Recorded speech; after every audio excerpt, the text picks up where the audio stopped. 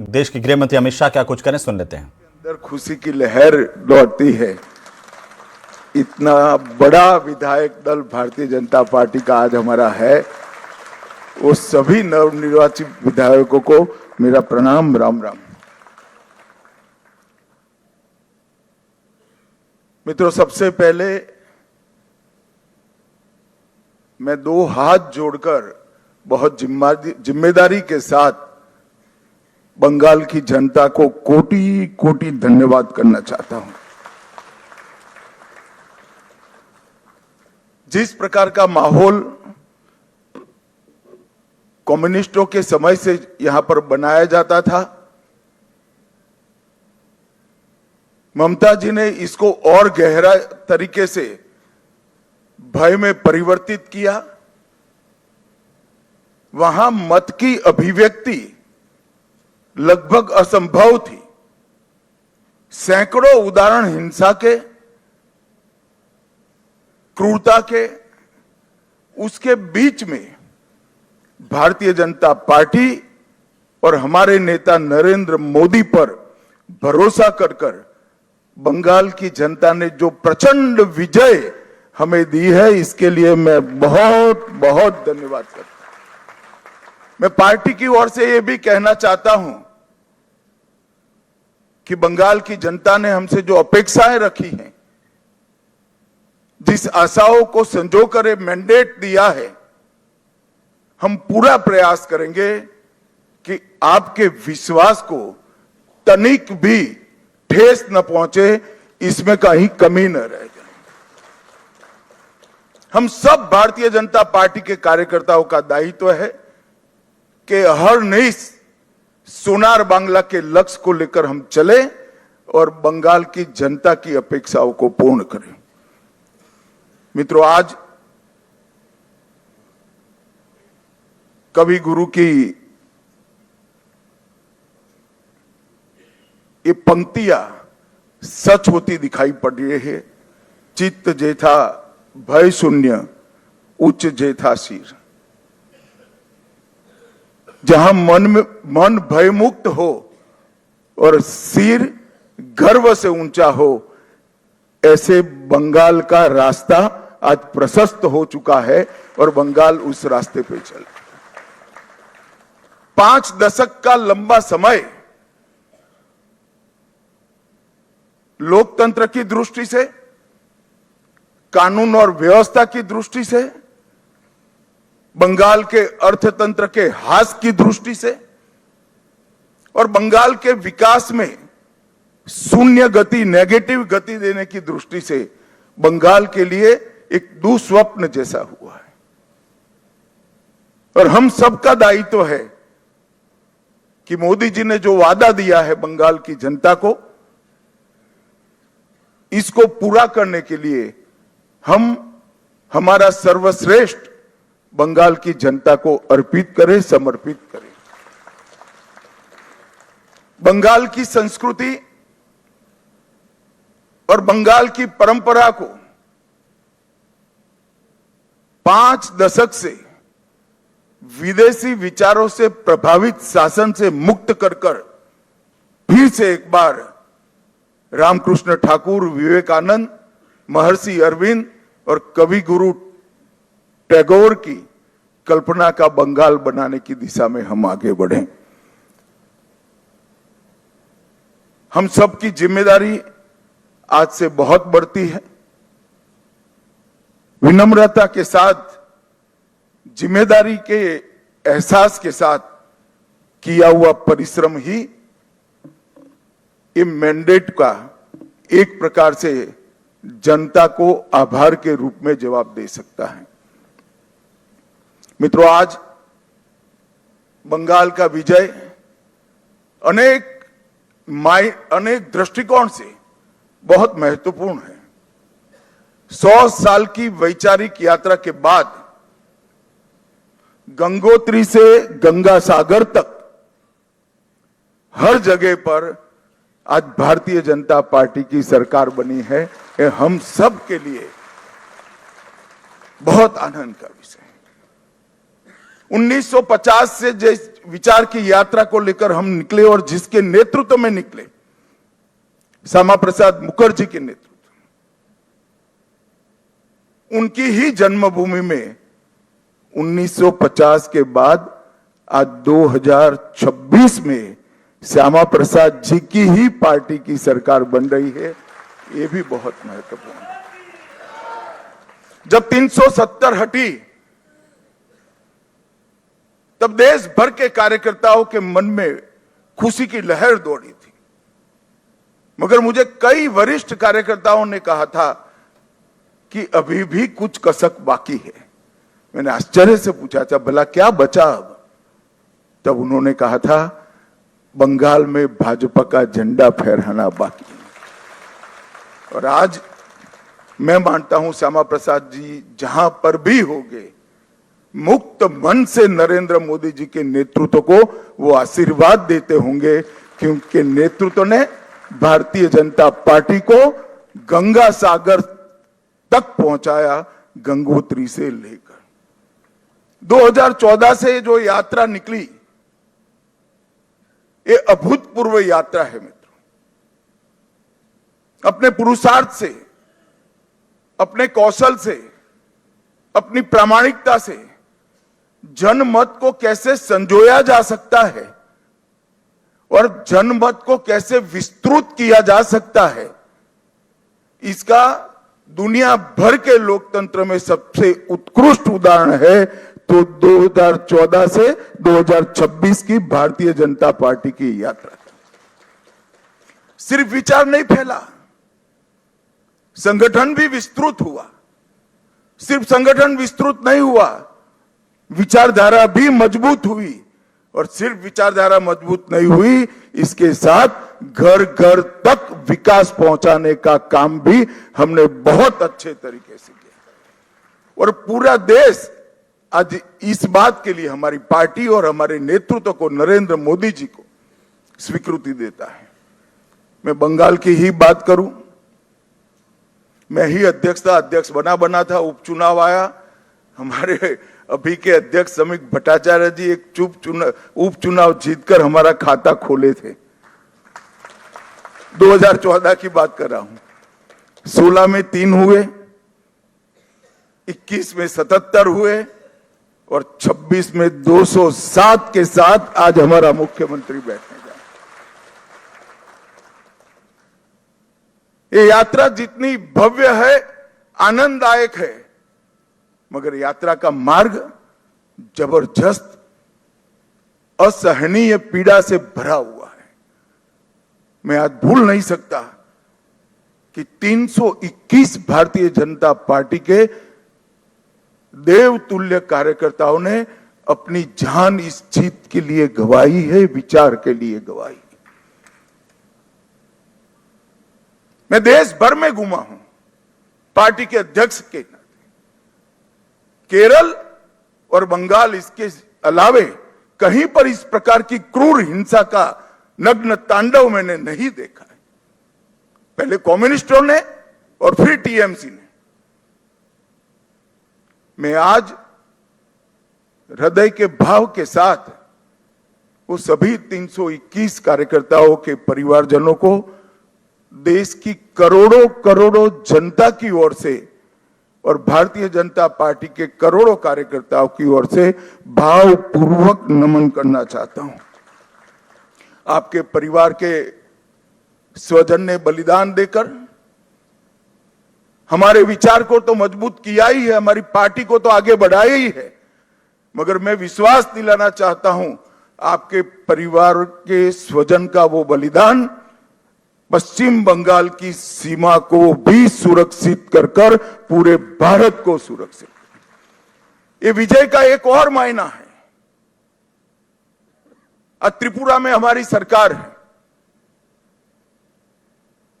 आसाम में हमारी सरकार है और बंगाल में भी अब हमारी सरकार बनी है। घुसपैठ असंभव होने वाली है, गौ तस्करी असंभव होने वाली है और दृढ़ता के साथ बंगाल सरकार और भारत सरकार इस सीमा को राष्ट्र की सुरक्षा के अभेद किले के अंदर परिवर्तित कर लेगी। भाइयों बहनों, ये जो यात्रा हुई है, बंगाल की जनता ने हमें जन समर्थन तो दिया, गत चुनाव में भी दिया था, 77 सीट जीते थे, मगर इस बार जो जन समर्थन मिला है उसका आभार व्यक्त करने के लिए भाजपा के कार्यकर्ता के नाते मेरे पास शब्द नहीं है। हमारा विधायकों का जीत का एवरेज मार्जिन 28,000 है। 28,000 वोट से हम सब जीते हैं, एवरेज निकाल देता हूं। और 3 से 77, 77 से 203 की 207 की जो यात्रा हुई है वो अभूतपूर्व है। 23 प्रशासनिक जिलों में से 9 जिले ऐसे हैं जहां दीदी का खाता भी नहीं खुला है। सुपड़ा साफ हो गया। मैंने ऐसा प्रचंड जनादेश देखा नहीं है। सरकार परफॉर्म करती है तब तो मिलता है, मगर जहां ऑपोजिशन में है, विरोधी दल के नेता को बोलने का कोई मौका नहीं दिया जाता है, जनता की भावनाओं को उजागर करने का मौका नहीं दिया जाता है, वहां पर 9 जिलों में शून्य सत्ताधारी दल का ये केवल और केवल ईश्वर और बंगाल की जनता की कृपा है। जब चलता था तब चुनाव आयोग पर ढेर सारे सवाल उठाए गए, न केवल टीएमसी, इनके सभी साथियों के द्वारा उठाए गए।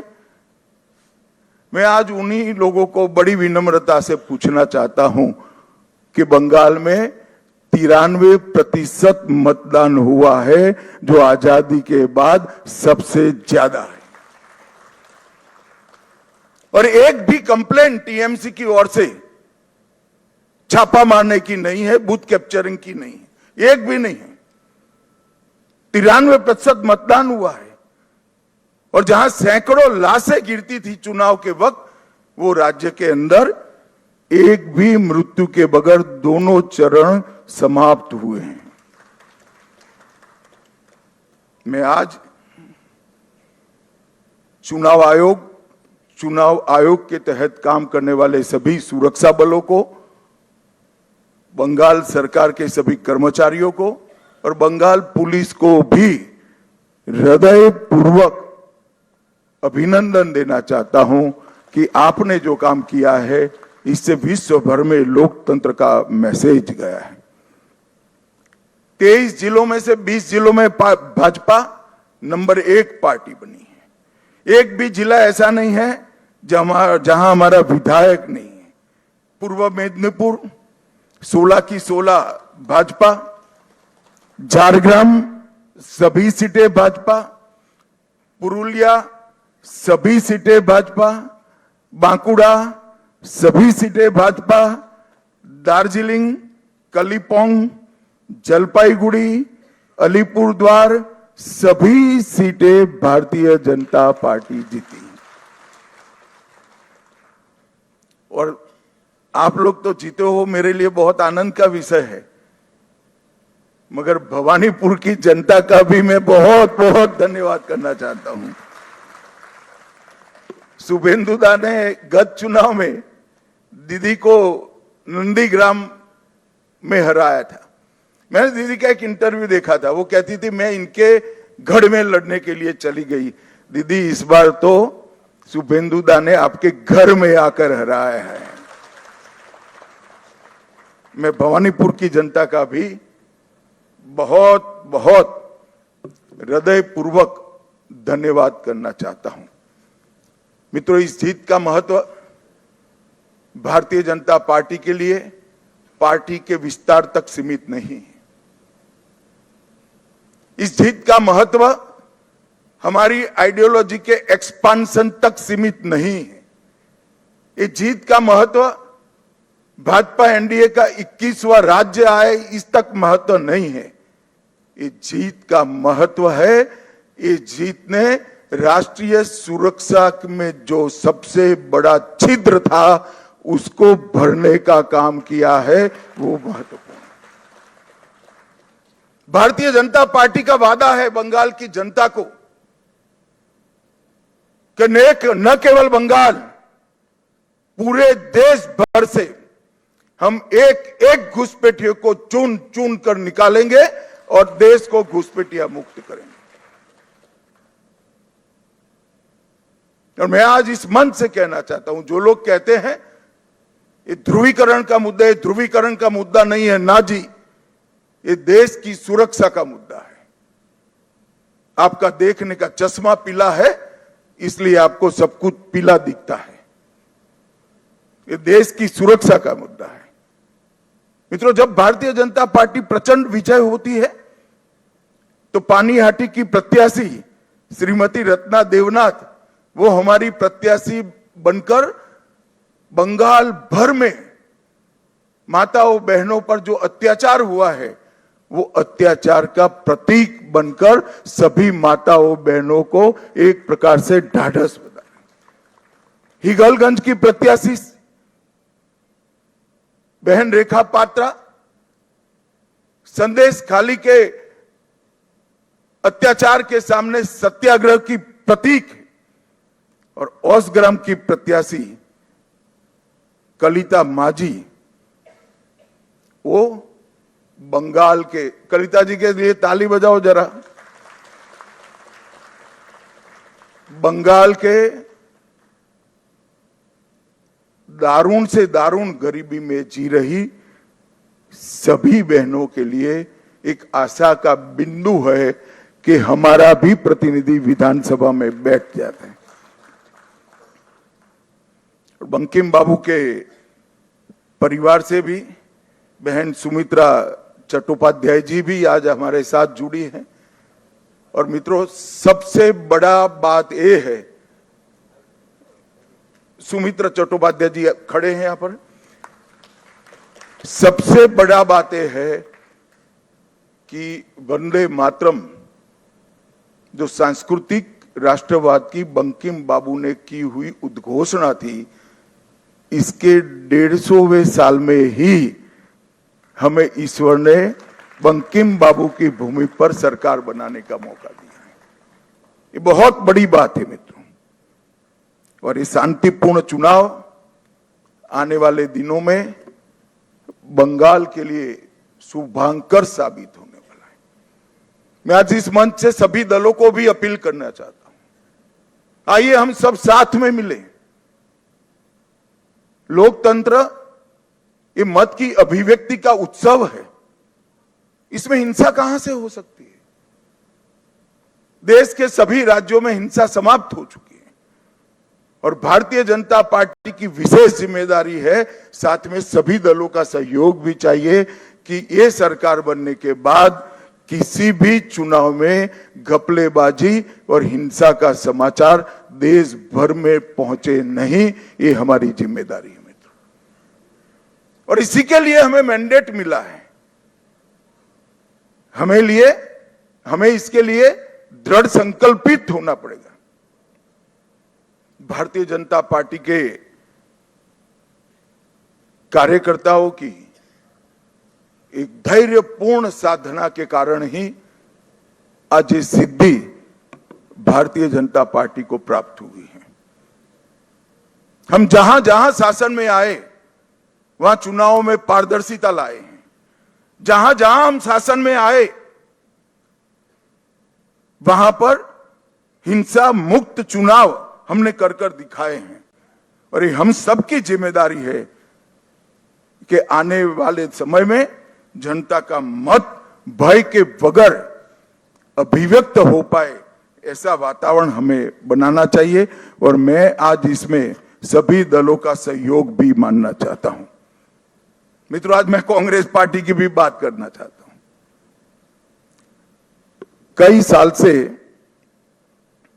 कांग्रेस पार्टी चुनाव नहीं जीतती है कई जगह पे, और अभी अभी उनको मालूम पड़ गया है कि चुनाव जीतना तो अब असंभव है, तो चुनाव की प्रक्रिया को ही कलुषित कर दो, बदनाम कर दो। इसलिए कांग्रेस के प्रमुख नेता, विपक्ष के नेता राहुल गांधी जी ने अपनी हार को छिपाने के लिए कभी ईवीएम, कभी वोट चोरी, कभी मतदाता सूची, कभी एसआईआर, ये सब कीचड़ उछाड़ने का प्रयास कर रहा है।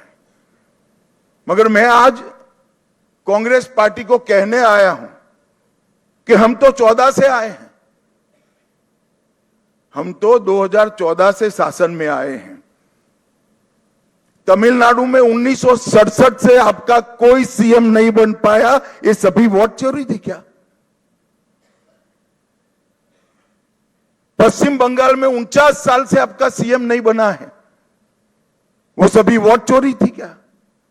सिक्किम में 82 साल से आपका 42 साल से आपका सीएम नहीं बना है, बिहार में 36 साल से नहीं बना है, गुजरात में 30 साल से नहीं बना है, ओडिशा में 26 साल से नहीं बना है, नागालैंड में 23 साल से नहीं बना है, महाराष्ट्र में 12 साल से नहीं बना है। अगर ये सभी वोट चोरी है तो वोट चोरी करने वाले तो आपके साथ बैठे हैं भाई। आज सारे इंडिया अलायंस के सदस्य बने हैं।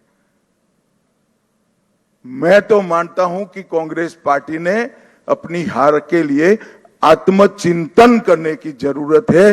देश की जनता राहुल गांधी को नेता बनने के बाद सैन हर जगह कांग्रेस के खिलाफ मैंडेट दे रही है और राहुल जी के नेतृत्व में ही इंडिया अलायंस फिर से टूटने की शुरुआत भी हो गई। जो लोग राजनीति में आत्मचिंतन नहीं करते हैं और फौरी बहाने ढूंढते हैं, वो कभी विजय के लिए यश प्राप्त नहीं करते हैं। भाइयों बहनों, आज का विजय पूरे पूर्वी भारत के लिए बहुत महत्वपूर्ण। 2014 में प्रधानमंत्री जी ने कहा था कि पश्चिम और पूर्व दोनों का विकास एक समान होना चाहिए,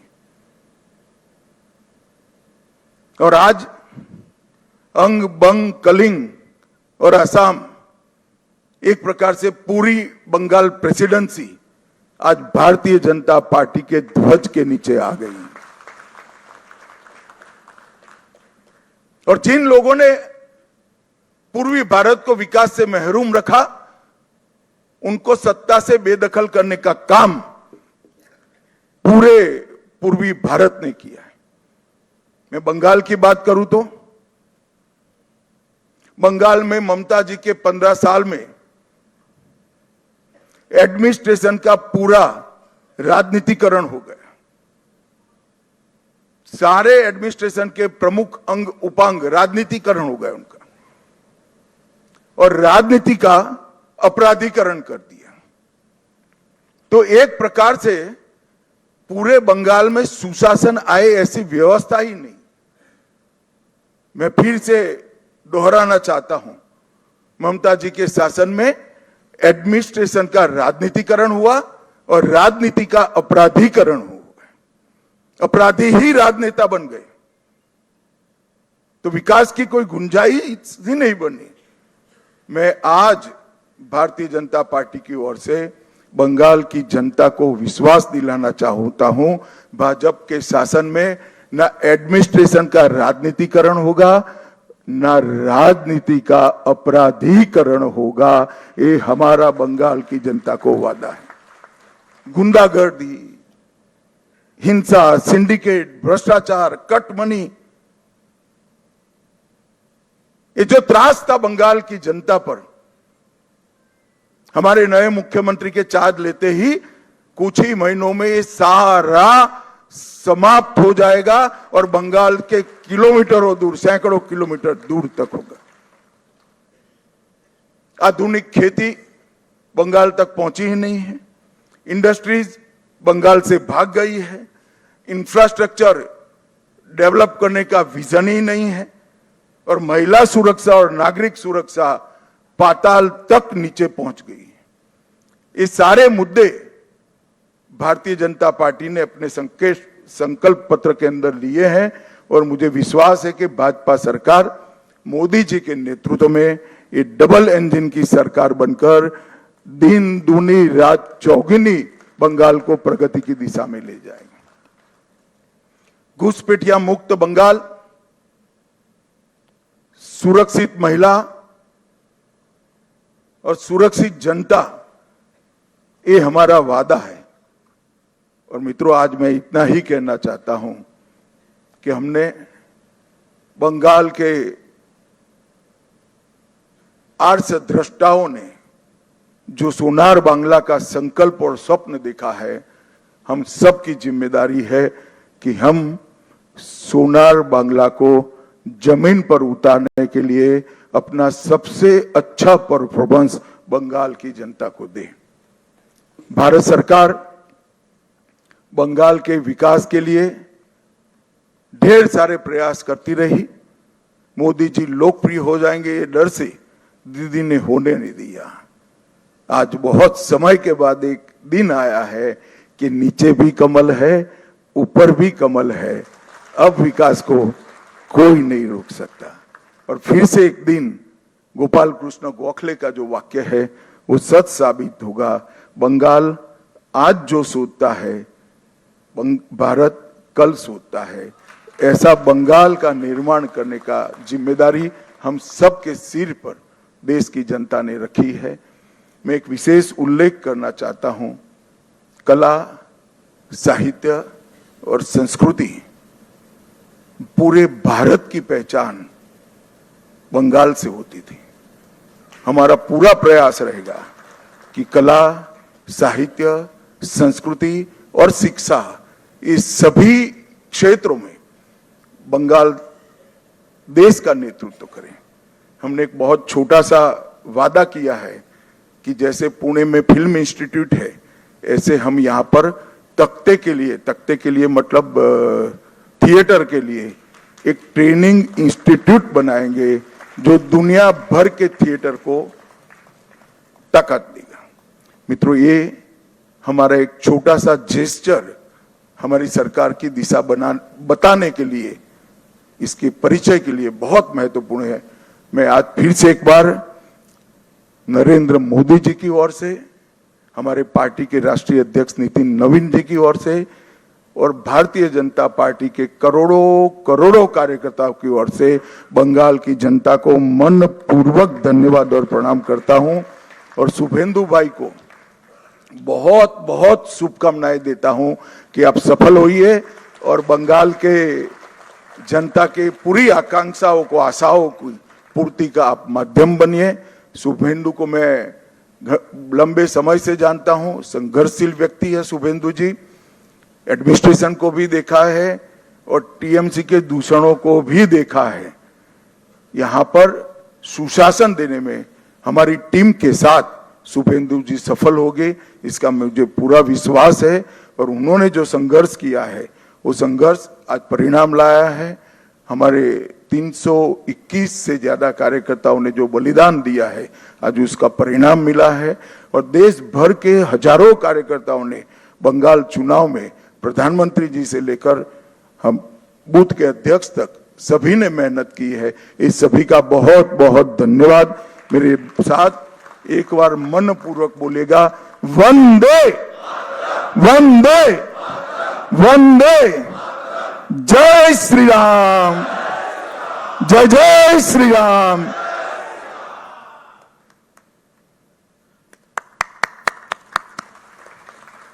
এরপর আমরা কেন্দ্রীয় মন্ত্রী আমাদের গৃহমন্ত্রী অমিত শাহজির বক্তব্য আমরা শুনলাম। যে সময়ের জন্য আমরা অপেক্ষা করছিলাম, অনেক সময় মনে হতো যে হয়তো আমাদের কর্মীরা সব হারিয়ে যাচ্ছে, আমরা কি করে এগিয়ে যাব। কিন্তু সেই দিন আমাদের দাদা, প্রণম্য দাদা বারবার করে আমাদের কাছে ছুটে যেতেন।